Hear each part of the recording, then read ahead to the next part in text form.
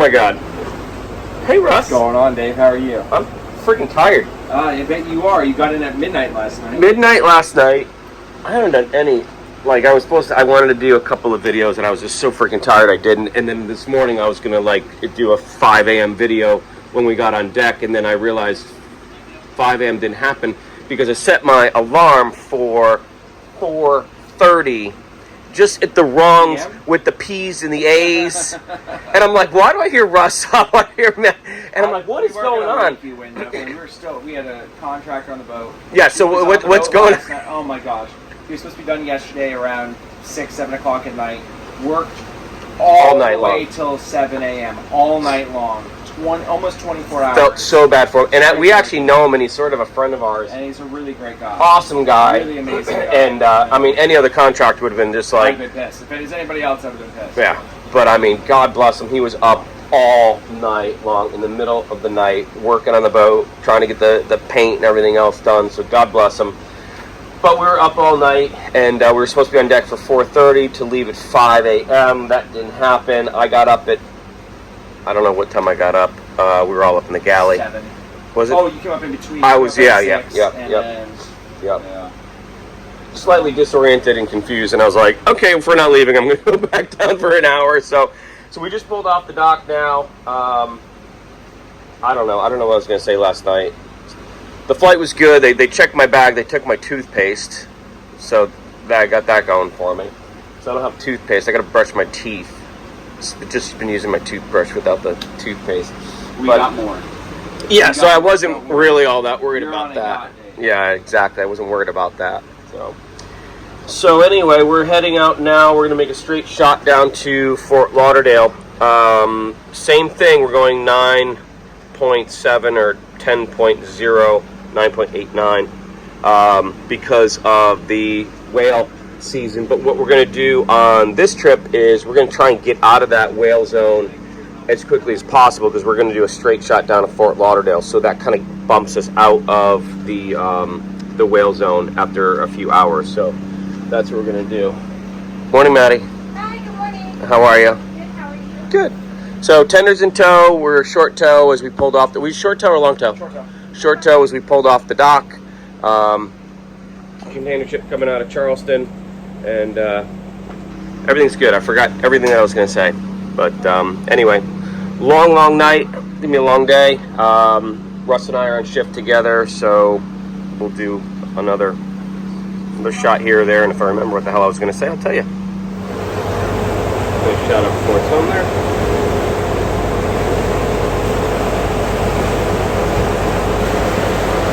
And we're finally in full tow. And we're trying to beat that guy out. So we are underway. 10 knots for the next many hours. Alright, something to talk about. So whale season again. These are the jetties right here in Charleston. I got a big container ship coming up my ass right here. I don't know if you guys can see it or not. So that's one Monaco. I just called him to let him know what my intentions were. We're going 11.8 right now. And once I hit this mark right here, this is the beginning of the whale zone. So I just want to let him know that we were slowing down. He is... I guess going to continue to go at his speed. I don't know if commercial traffic or not needs to slow down, but he's got to meet this incoming vessel out there. So he's got to meet him in a certain spot. So we made a decision that we're going to kind of come outside the channel here, and then we're going to head out, get out of his way, and then we're heading south. 28 hour passage down to Fort Lauderdale. So I'll see you in a little bit. I'm on watch till 12. I'm 9:30 right now.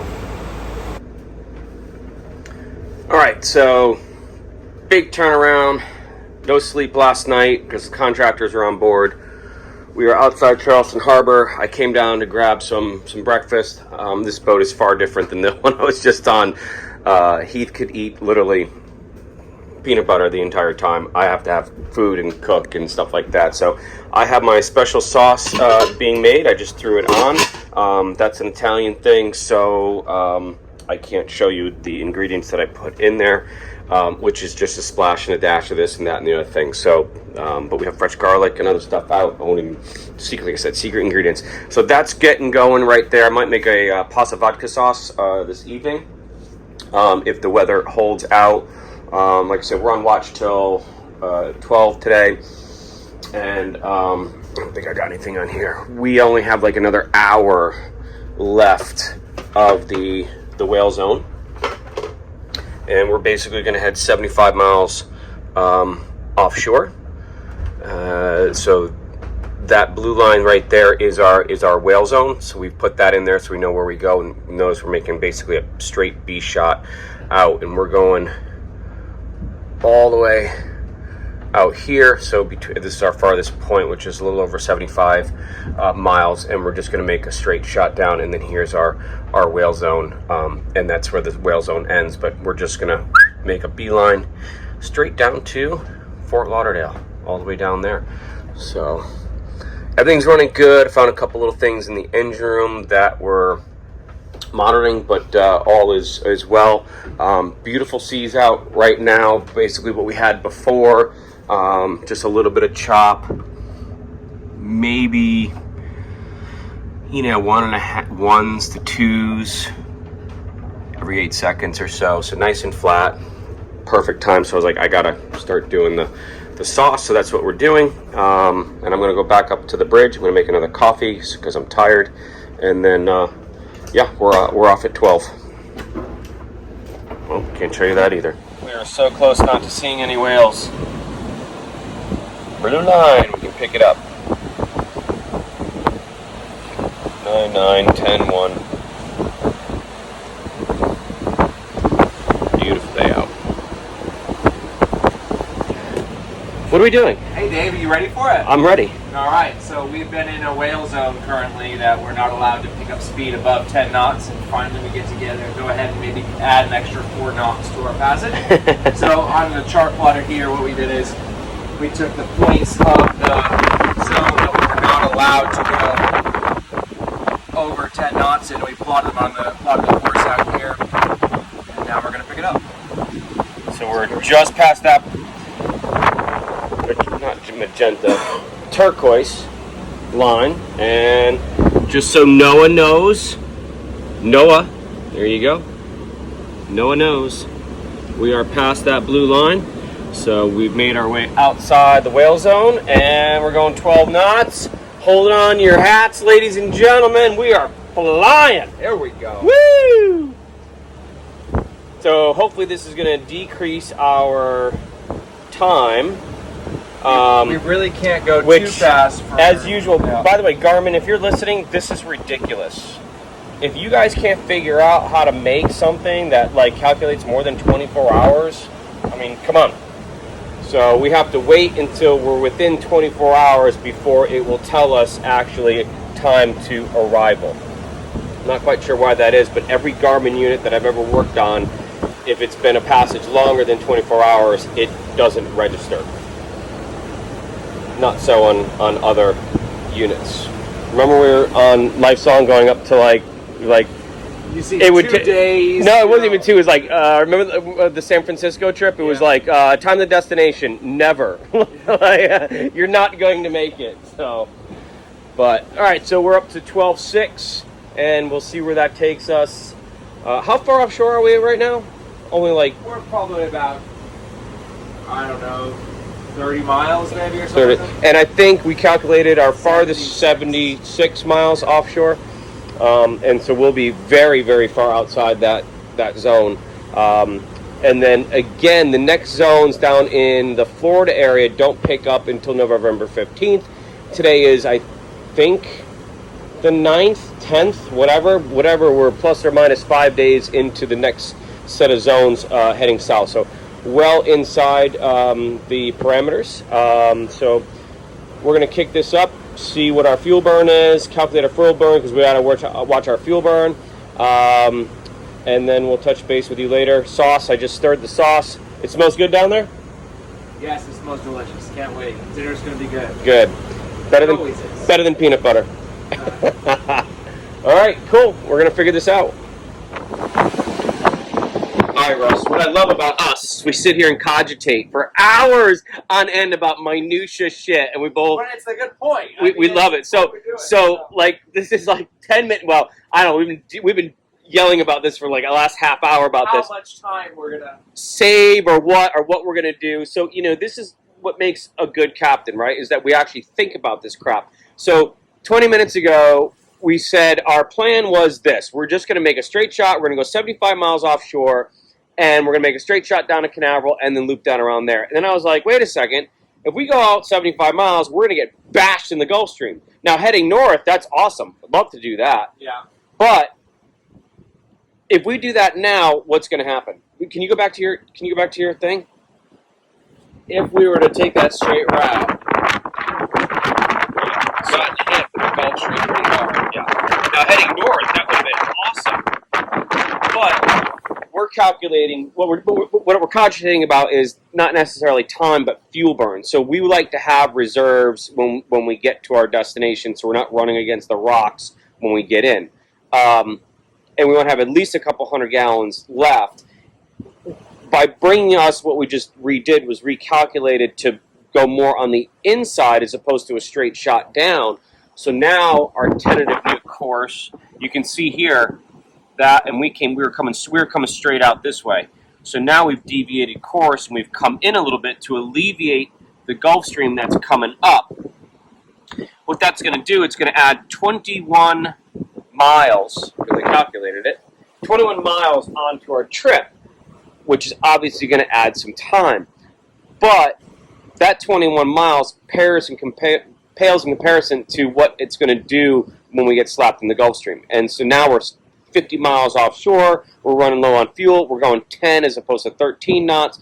So all these variables. So I think what we're going to do is we're going to rerun more on the inside to stay away from the Gulf Stream. It's going to add a little bit more time, quote-unquote, technically on paper, but we're going to save it because we're not going to be hitting the Gulf Stream. So we're going to go back to calculating and splitting the atom here, and because we love doing that. And I think this is our new plan. And we're, man, 30, at least 30 miles offshore. Got these guys, little center consoles out here fishing. There's that guy. I can barely see that guy right there. I mean, that dude's in a dinghy. He came up from Cuba. He's just floating around. I don't think I'd want to be out here in that tiny little thing. That's probably like a center console with a single on it. So you're hoping that you've kept up with your service records on that engine. Still can't even see them. Crazy. But anyway, beautiful day out here. Shorts, t-shirt, looking good. And I think we have a new plan. We should do fishing. Sure, what? We should do fishing. I didn't tell you, we caught five or seven black-tip tunas. Yep. This last trip? Yeah, on the way down, we were slaughtering them. What were you going? 10 knots. Really? Yeah. Yep. So I finally said, all right, I'm going to take one and I'm going to cook it. Yeah. So we flayed it up because they're not great fish to eat. That's what they say. Really? I thought they were decent. I just saw a whole video of people grabbing blacktip. I guess. I don't know. So we just kept throwing them back. So I took it, I filleted it up, and we used a pocket knife. So he's like, go get me the fillet knife downstairs in the crew over on the. I'm like, okay. So we go downstairs. Well, I can't find it anywhere. It's totally gone. Isn't there a galley on that boat? Yeah. So I found it in the galley like 5 hours later after he used a pocket knife about this big to butcher the thing and fillet it up. So I had these quasi fillets that I then cut up into chunks, and I found some fish fry. So I battered it in fish fry and just fried them up. And I found a little package of ginger and some soy. And so I mixed up like the soy. to-go packages? No. It was frozen. They were the little frozen little cubes that you get like in a store. And it was downstairs in the crew freezer. Yeah. And so I mixed that up with soy and the ginger, and that was our dip. And I mean, we ate the whole fish. And that was our appetizer. So You said you had peanut butter sandwiches only. Heath would be fine with that. He's like, I'll just eat a peanut butter and jelly sandwich. And Rich is like, yeah, no, absolutely not, Dave. Get downstairs and cook. So I'm like, I got you. Don't worry about it. So, Oh, man. So we had fun. I like hanging out with those guys. But anyway, all right. So Russ and I are going to go back and finish up cogitating, splitting the atom about what we're going to do. But I think we have a new plan. It's going to add a little bit, but I think it's going to save us in the long run. Are you? I think the plan's set. No, I mean, I wouldn't do anything else at this point. I mean, it added an hour to the trip overall. Right, so it's 71 gallons. And as long as we don't get hit with the Gulf Stream too much, which we shouldn't get too bad of a Gulf Stream at this rate. Right. I think we'll be all right. It should help us quite a bit. Yeah. All right. So, good plan. Let's see what happens.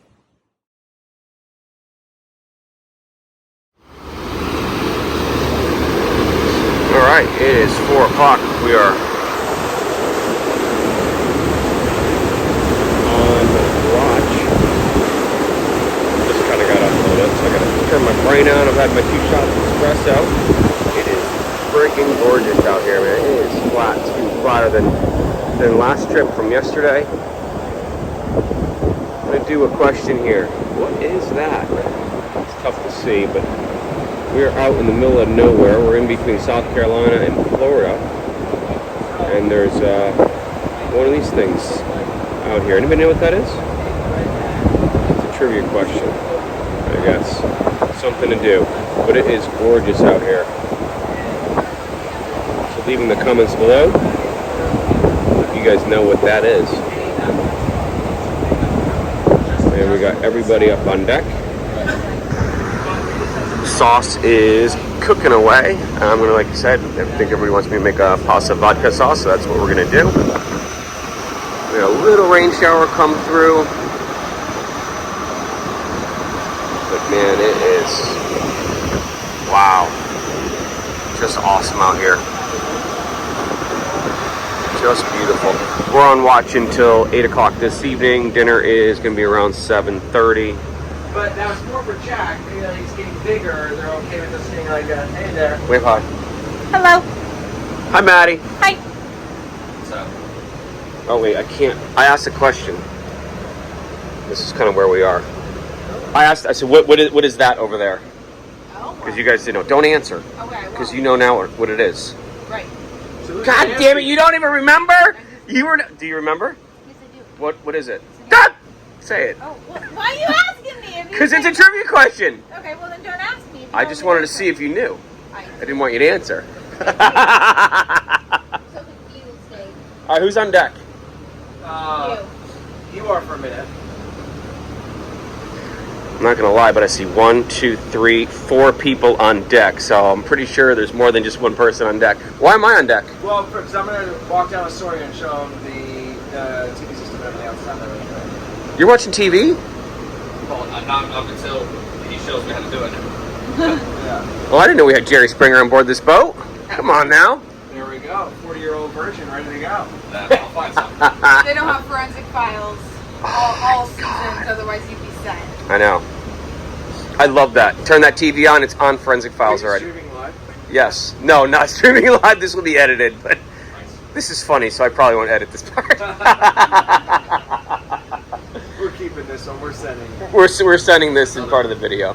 So. Fuck it. See, this is the shit you want to look for. It's these pods. I mean, it depends on what they are. But I said, you want to grab a rod and throw it in? no, I mean just. So you're talking about right there, right? That right there. Yeah. That's that one over there. Big school. This possibly over here. So I told Sawyer we picked up 5 to 7. I think it was the ends of seven fish on the way down last trip. So Sawyer's getting. And you kept one or more? I only kept one just because, again, everybody was just like they're not great eating fish. They're very oily and just not a great. They're sort of a junk fish. I'm like, oh, all right. They don't. So you're in agreement? I mean, they were not fishy at all. It wasn't oily at all. But as soon as we caught it, we bled it out. We used our Swiss Army knife and filleted it up because we couldn't find the goddamn fillet knife. So I found that in the galley. Deep language. Huh? We're more than 2 minutes in, so it's fine. We can say that stuff. But and then of course we had no vegetable oil, so I had olive oil. So I found a fish fry and I put it in a fish fry, and it was awesome. I mean, it was really quite good. Yeah, So. they're good. I mean, they're just not good raw. That's what I don't like about it. Like sashimi. Well, I know, and I looked at it. There was a couple like fillets that I was like, I'm not going to try this because it totally off-put me on it. Yeah, some of the meat can be pretty red, but if it's like a pink red, then it's already gone bad. And if it goes half a day without like, if it changes color half a day, it's already shit. It's like brown, starts to brown from the inside out. It's already shit. It's got like the deepest red. I cut it. It is very, very deep red. It was, and I washed it because I thought there was like still blood on it. I got a little blood off, but I think I cooked it within an hour. Perfect. So I mean, we caught it, bled it, filleted it. I washed it, put it in the refrigerator, tapped it with some napkins on a sheet pan, put it in the refrigerator, and within an hour I had it all filleted up, cut not in the deep fryer, but then fried it up. So I think that helps. Normally, those small fish, the shit fish, I wash it with salt water. Like I'll take a salt water bucket. I did season it. I put salt all over it just to kind of suck it out a little bit while it was sitting in the. Yeah. See, I actually know what I'm doing. Shit that's inside dries it out, just the top anyway, because then you can sear it quicker, and the inside stays beat red. Yeah. It's really nice. The dry end burns real quick. The inside stays nice. So you've grilled it too? Yeah. Yeah. Oh, yeah. A bunch of times. I mean, mostly yellowfin, but Right. only if I'm doing like big steaks. If I'm doing small, like medallion size stuff, it Yeah. always cooks too fast. Right. So I try not to grill it. I'll pan sear everything. But if I'm doing a really big steak, like a big one, I can kind of do like a whole, not a shoulder, you know what Yep. I mean? Like a big section of the rib. I can do one side, and time it and get it off correctly, and I can cut it, let it do its thing. But any small medallion size stuff, I can't grill it. It just burns through so Right. fast. Even in a pan, it doesn't. But with a pan, I can very quickly, I can hear it and see it really fast. I still had some raw pink still left inside, so Perfect. yeah. You always want like depending on, say the steak's like 2.5 inches thick, you want at least like a quarter to a half an inch. It's gotta be Yeah. red right in the middle. Yeah. Half inch is probably the best.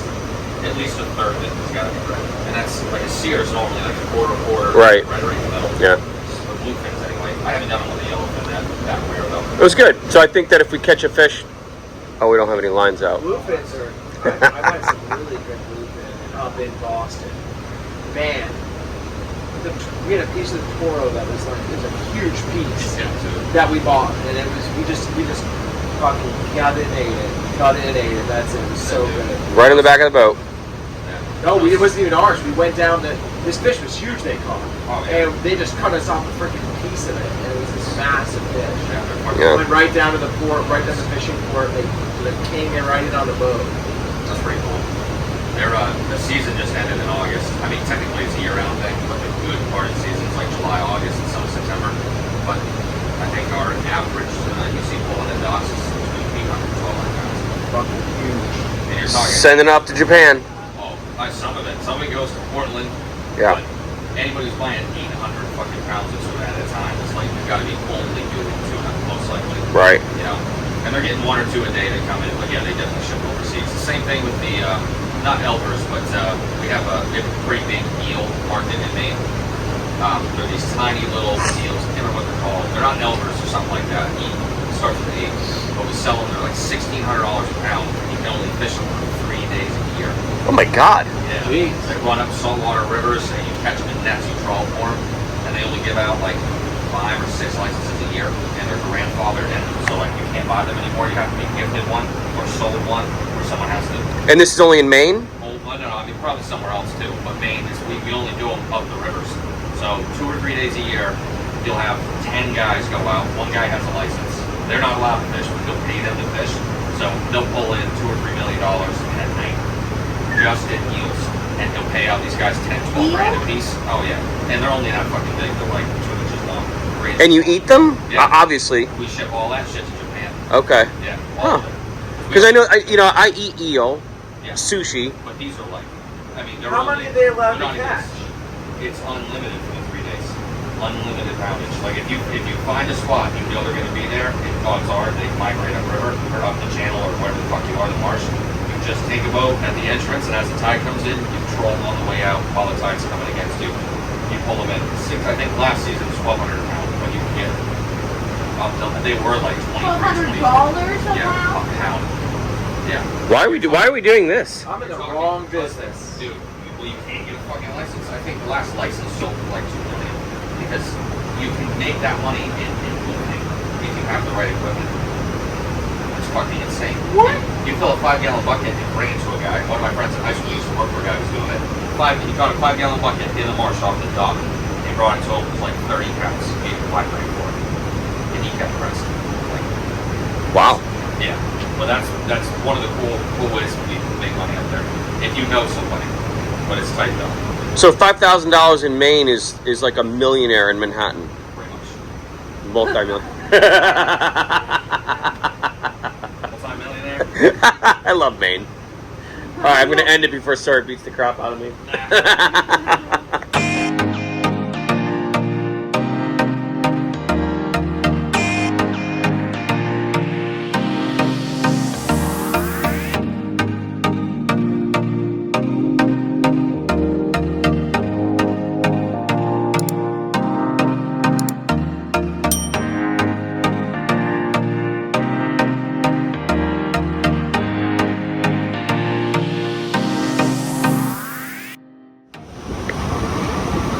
They're right fucking here. Right there.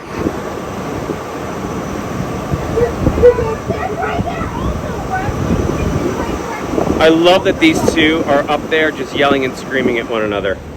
Open your fucking eyes! Look, they're all over the place. Where? I don't see that. That's where they Why live! are they underwater? That's where they go! Well, they're not having a tea party on the top of the water, that's for sure.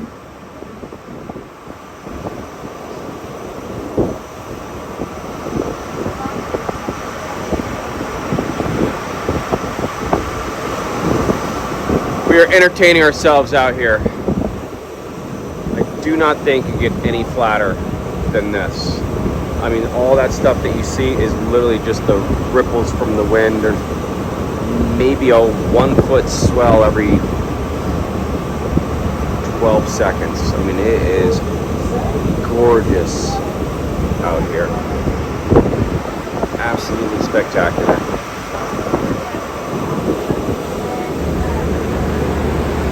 Tenders in tow. Still gotta tell me what that thing is out there. What it is and what it was used for. There, like I said, there's about 8 of them. Got a container ship out there. It's a big row, roll on, roll off. So probably a car carrier. Well, not probably. It is a car carrier.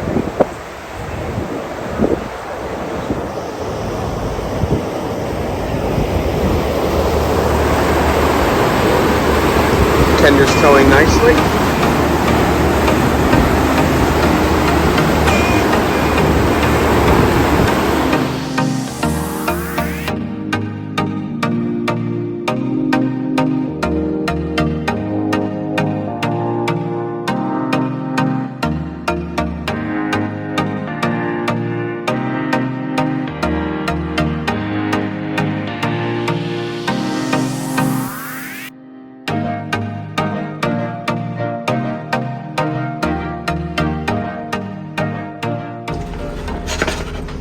Alright, from a sunset to a pasta vodka sauce. There we go.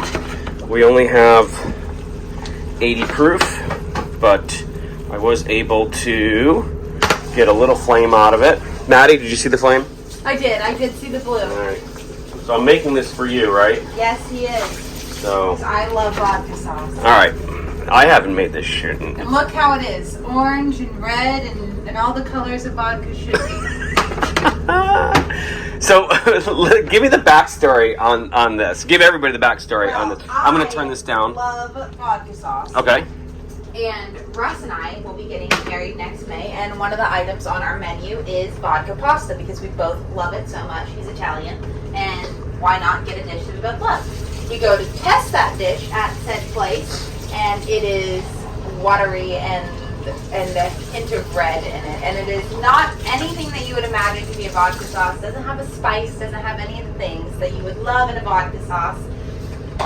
fact, we got to put the red pepper flakes Gotta in. add red pepper flakes. Gotta be a little spicy. I think that's the last thing we got to do. Yeah. And then it's ready for your approval. And then it's ready, and it's Or disapproval. and it's already winning. So with the appearance, it's already got a thickness. So you guys, so what I'm doing, because I'm afraid, is I didn't want to ruin all of the sauce that I've made already today.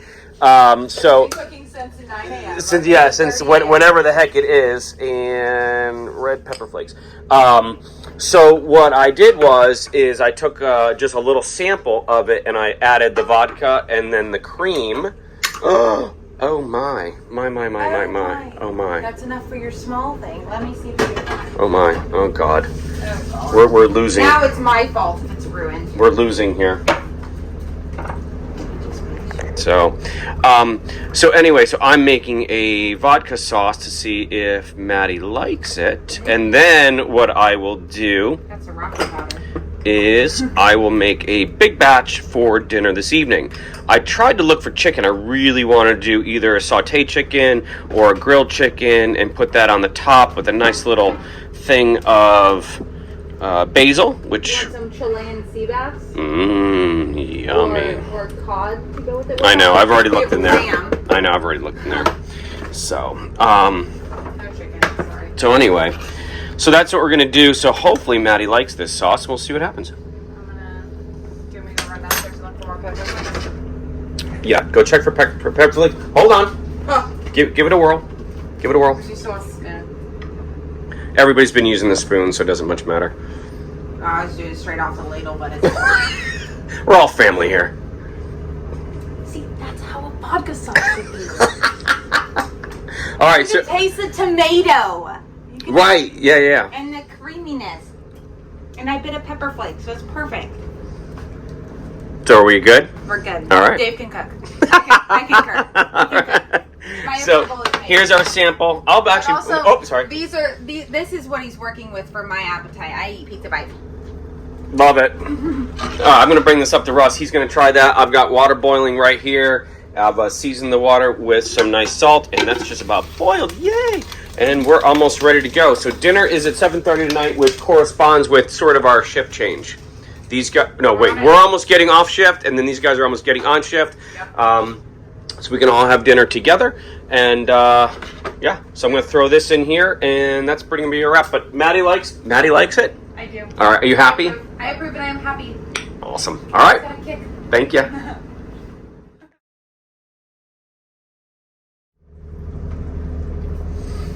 And there it is. I've already put the vodka in and flamed that off. I'm adding the cream now. I'm gonna let this reduce just a little bit. I'm gonna add in the other sauce, which is right here. Our little test sample. Add that back in.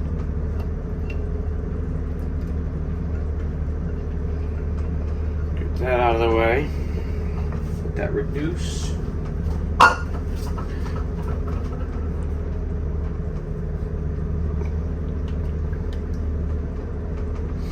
I already have the pasta pre-made. Made that a little while ago. We should be coming up shortly. Sun is definitely down almost to the end of our shift. And we'll be back on at midnight to 4. Again, you know, things that Russ and I always try and figure out is timing, fuel, ulterior directions and stuff like that. So we're contemplating releasing the tender at the inlet above us, because that's going to go to Pompano. It's got to slip up in Pompano. So we'll let Sawyer off in Pompano, and then we will head down to Lauderdale. And that's all we're going to get out of that. We're going to head down to Lauderdale, and we'll get the boat tied up. So Sawyer will basically have the tender all tied up, done, washed down, and we can either go pick him up, or he can get an Uber down, and we'll be in and washing down the big boat So we don't have to worry about, you know, where we're going to put the tender and stuff like that. And I think that it's also going to save us a bunch of fuel on the big boat, because we're not going to be towing, so we can actually come in a little bit earlier, I think, because right now we're getting into Lauderdale in the dark. Not that that's a big deal, but you know, we want to wash down and stuff like that, so it'd be nice if we could get in during daylight. But remember, we got out several hours late this morning, which obviously has put us behind. Nonetheless, that's kind of what we're talking about, and like I said, I think it will save us on some fuel, because we were not going to be towing the tender, which is really dragging us back. So I'm going to finish up this sauce right here and put some Parmesan in it, thicken it up a little bit, and get everybody down here for dinner. And then I'm going to sign off for the night until, well, I guess 11:30, 12 o'clock when we get up for our next shift. So that is pasta vodka sauce. We should maybe start figuring that one out. No, we never know what we're going to talk about. Blinded by the light. There you go. That's what happens, because otherwise it's just pitch black. See, that's a whistle. That's a whistle. That's what we're talking about. I've been wondering. It sounds like something was dinging over here, and Russ finally figured out that it's a whistle coming from the vent that's open. So it's 1:58. We are off the coast of, I don't know, I didn't even bother looking. Off the coast of Florida somewhere, and Don't say. yeah. I don't even know. Holly Hill. We should know that. Coming up on Daytona, basically, because nobody knows where that is. So what did we just figure out? What did we just spend the last half hour doing? Which part? The direction over to the dock that we're going to possibly be using? Or? Yep. Yeah, so trying to figure out the bridge heights for the fixed bridges after you depart the intercoastal. Well, first, I don't think we talked about, the last video, I don't think we talked about what our new game plan was, possibly, for the tender. Yeah, so we might go down to Hillsborough Inlet and stop at Hillsborough, detach tow if it's nice and calm, because it's really calm today. It's possibly going to be calm tomorrow, later today. Detach there, have the tender go into Hillsborough, go down just south of Atlantic. You have Lake Santa Barbara, and back behind Lake Santa Barbara on some houses. Or Lettuce Lake, if you're on a different... Never heard of Lettuce Lake, but they call it Lettuce Lake apparently also. And so we'll go down there. There's a dock behind the house we might be using. If not, we're going to go straight down to Pier 66. We might still detach the tender anyway, just to get us a little bit more speed and a little bit quicker. Yeah. Because we're still obviously watching fuel. We bumped it up a little earlier to see if we get a little bit more out of it. We're going 13.6 knots now. I brought it back just a little bit before the last, just like a couple minutes after the last hour. I brought it back by like 100 RPM. Now we're doing 37 gallons an hour per side, where we were doing what? We did 34. 34. No, we bumped it up, it was 38, then we was now down to 36. Yeah, but we had bumped it up again, so we're just kind of screwing with it. Under 40. Yeah, under 40 gallons an hour, so we're just kind of screwing with it. So it's 2 o'clock in the morning, we're going to do the 2 o'clock log. We got 2 more hours just off the coast of Daytona. Just managerial stuff is what we deal with, basically. It keeps your mind busy, keeps you up, alert, so you're not just comatose sitting up here. So if you keep your brain moving and engaged, you stay up, you stay alert, you stay awake. Engine room checks, walking around. I'm kind of stretching a little bit. I've redone our route here. I brought us in a little bit. We were way on the outside of Canaveral, so I brought us inside the sluiceway of Canaveral, so that will save us a little bit of time. Plus, it'll put us a little bit closer to shore for the setup for detaching tow later on today. So I'm going to go help Russ do the log, and that's our 2 o'clock log.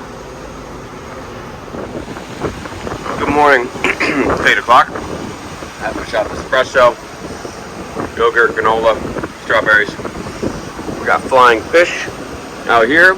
Lots of trash, as usual.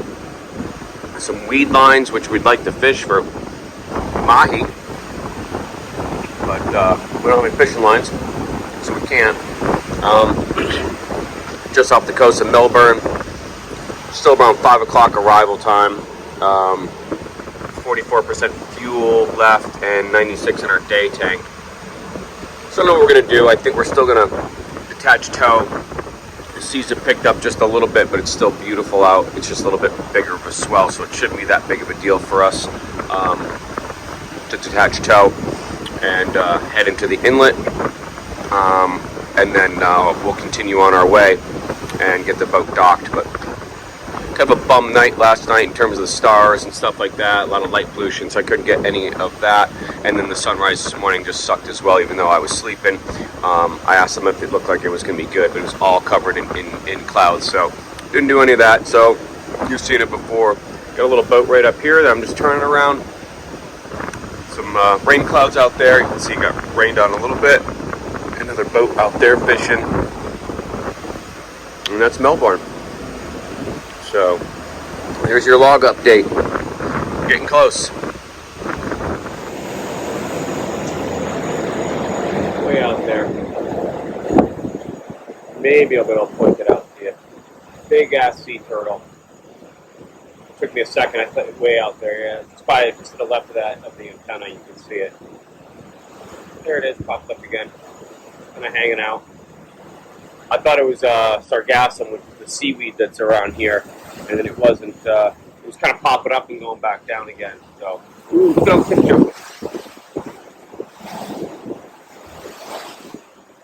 Lots of wildlife, lots of fish. Ooh, look at them all.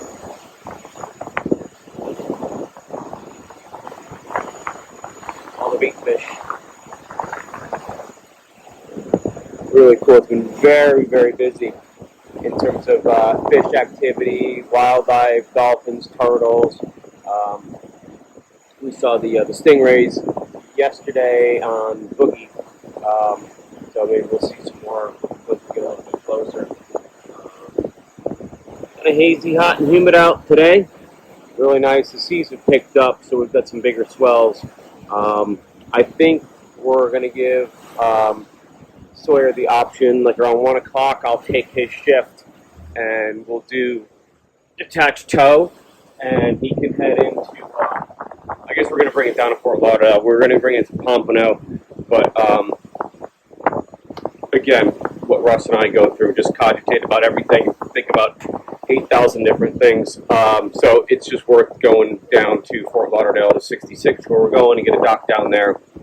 So he can get down there, get the boat cleaned, done, ready to go, and wait for us to come in or bait fish over in here.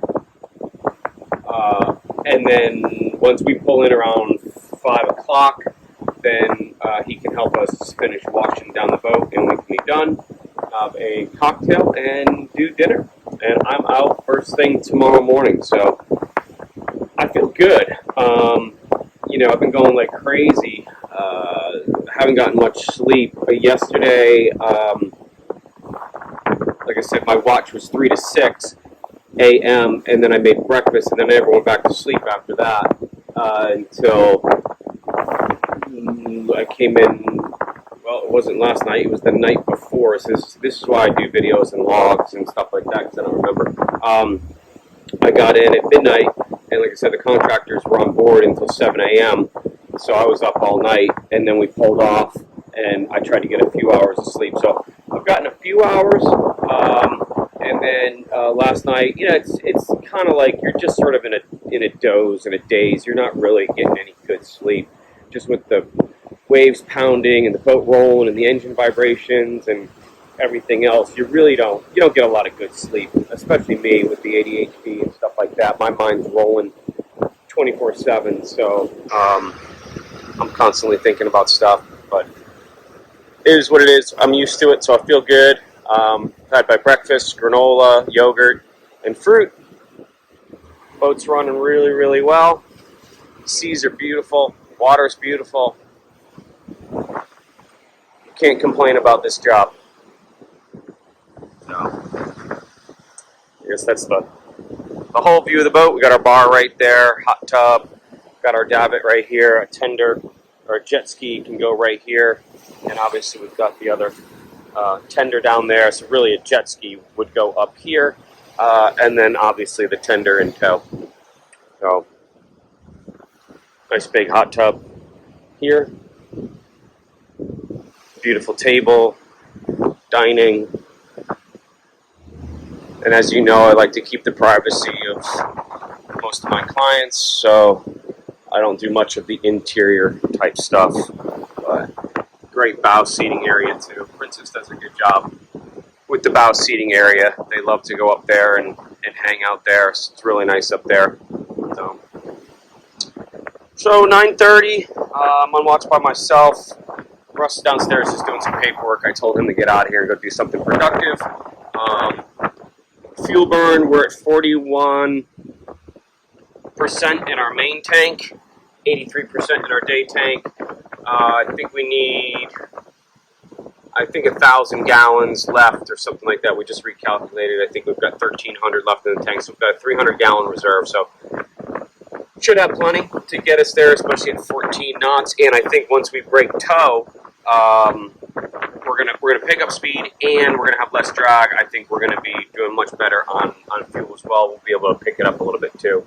So Vero Beach is right here, so we're just kind of a little north of Vero Beach. Really not much traffic. I've got one guy right here on AIS. There's a water skier dude right here. So I don't know, maybe somebody went water skiing there at one point. So anyway, pretty uneventful, which is the way we like it. That's it for now. I don't know. We just passed him. It's going like 0.0 knots. This guy's going a little faster here. You can see that he's at least making a wake. I don't think he's moving. I have ADHD. There's just I couldn't do that. There's just no way. I would literally jump overboard. I mean, God bless him. This guy's, like I said, going a little bit faster, but couldn't do it. Water's beautiful. Just the fuel calculations while I'm doing a video, I guess. We've got 82 miles to our destination. We're running 38 gallons an hour. It's 70-something gallons with the generator. We've got 5 hours left. It's 445, call it 450 gallons fuel burn.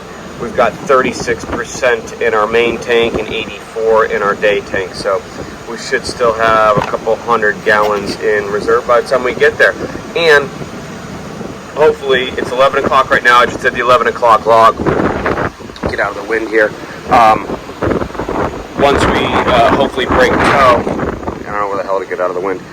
There we go. Once we break tow, hopefully like around 1 o'clock, without that tender on the back, it will definitely help us with the resistance of the boat and our speed as well as our fuel economy. So hopefully we should be able to go a little bit faster and save a little bit of fuel. So passing him. Literally, I don't think that dude's gone 30 feet. God bless him. For every time you guys launch a Mylar balloon, it ends up out here in the ocean. And we have to come pick them up. Either that or they get eaten by wildlife, or they end up at the bottom of the ocean, contaminating our ocean. I would have gone and picked that up, except for I'm on the bridge by myself, and I'm towing a 28-foot tender, and so to pick up a 3-cent Mylar balloon is not worth it. But all the way back there, I've seen about 30 of them just on the last trip. I think I took a video of it. We did a man overboard drill with it. It was a number 6 or number 9, depending on which way you look at it, or 69. I don't know.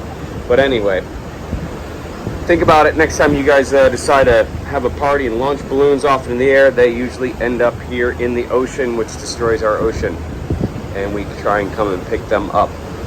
So think about it. It's not good to do. Trashes our environment. So anyway, that's all I got to say about that. Pay attention when you launch balloons, or just try not launch balloons off into the air, because like I said, 9 times out of 10 they end up in the ocean and in a turtle's stomach or something like that. So don't do it. Plenty of traffic. Got another guy out here.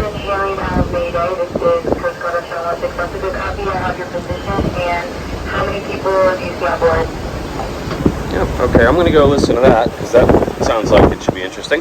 And we'll get back to you. Sorry, where are you going? I'm headed down to Lauderdale on tender. I'm trying to save this old girl some fuel, I guess. See what happens. See what happens. Plus, you want to go on a boat ride, don't you? Do you want to come down here or no? I was going to come down there. Yeah. Yeah, I think. Double flotation. Double flotation. Double flotation. So you're fat? My backpack, asshole. That big old tits.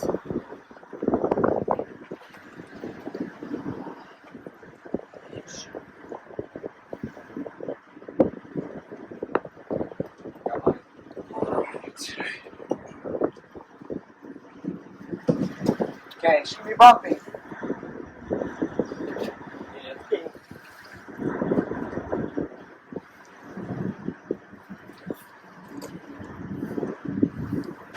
Ain't that a cute one? I wasn't going to get one with the woolly No, there's one up top, that big white one. The big white Sitting one? right, that's the best one to use, because you can actually get something in between it and the boat. Is there a line on it? Yeah. Do you want to run up and get Yeah, it? we'll grab it. Yeah, you have a second.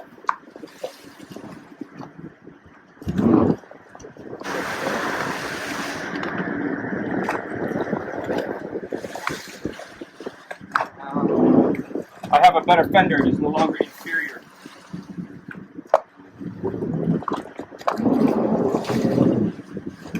Watch out. Get ready.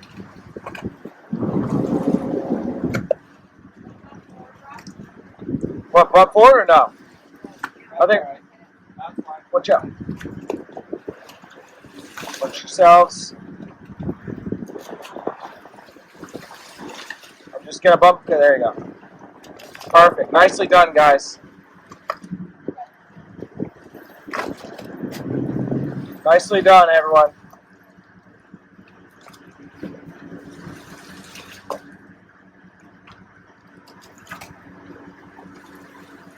Big Little Creek was a little rough. Yeah, I'd say so. Yeah.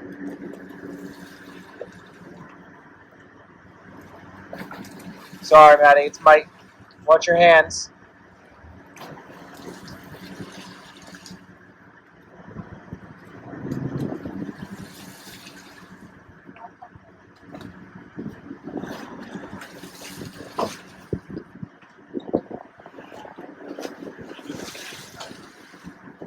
Are you in gear? No. Okay.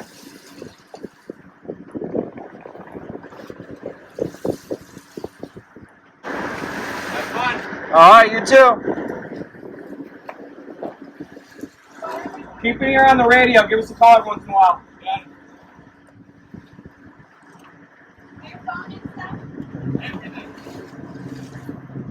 Okay, I'm gonna go up top, guys, so the stabilizers start working. Let me know when the lights are up, and then I'll start. Yep. Cruising. Okay. You want help with that, kid? I only bring up that section.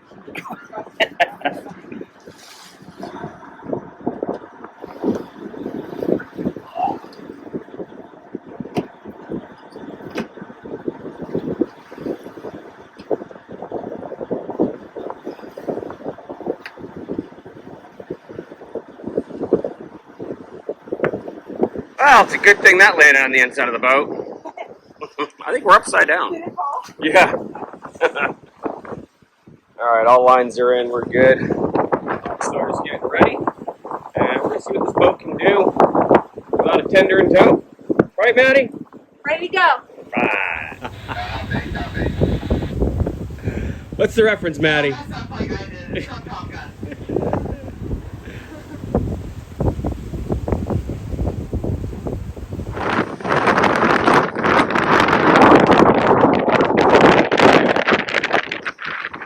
Where are we?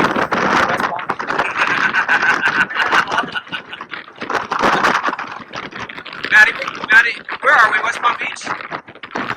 Question mark? Yes. Yes. We were learning how to speak earlier and what grammar was. Was it no, not grammar. A captain's job never ends. Sometimes they have to educate their crew on simple things like speech. No habla español? That's what you get for hiring cheap staff. No, that's going in there. So we are off the entrance. We were hired as a couple. There's a quasi-marital spat going on here. What I mean by quasi is, they're not married yet. So there's a bunch of people out here. That's the red mark heading in. That's your first mark heading into West Palm. Right there. There's a container ship right there waiting to get in. A catamaran, dive boats, West Palm. So as you can see in here, we picked up a little bit. Only a few things on the radar. Going 18 knots, 58 gallons a side, and we should be in an hour earlier now, right? Hopefully. So 4 o'clock, which is good. We dropped Sawyer off, obviously, in the tender. He's gone ahead. He's going to get the boat clean. He's not that much farther ahead of us, but we can go a little bit faster. 30 minutes ahead of us. So, bud. He told me he's pulling. He told me he's pulling 26. 26? Okay. So he'll be in and have the tender cleaned up and ready to go to help us in, and then we can start washing this thing down. So still a beautiful day out, and making good progress now that we don't have a tender in tow. Did you find him, Maddie?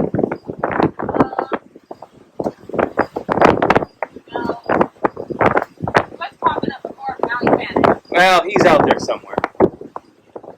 Put it to the pins. We'll find him. He's taking the air. No, he's not.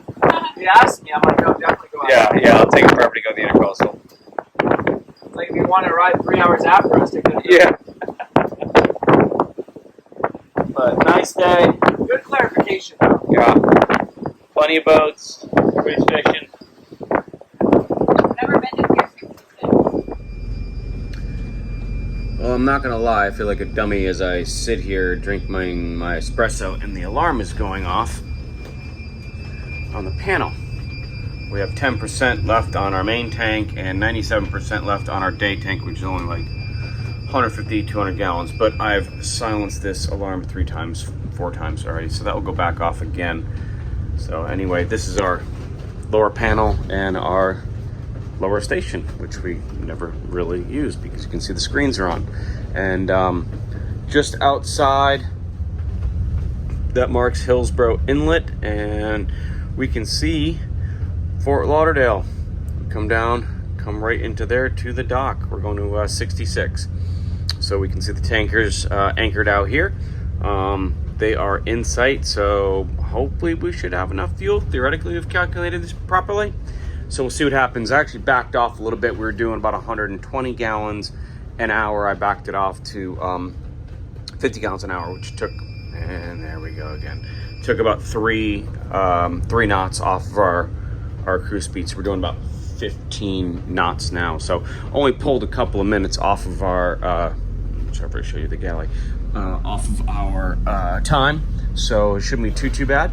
I'm gonna have another shot of espresso and head back up to, oh, for the love of God, because this is gonna drive me nuts. I'm gonna head back up to the bridge.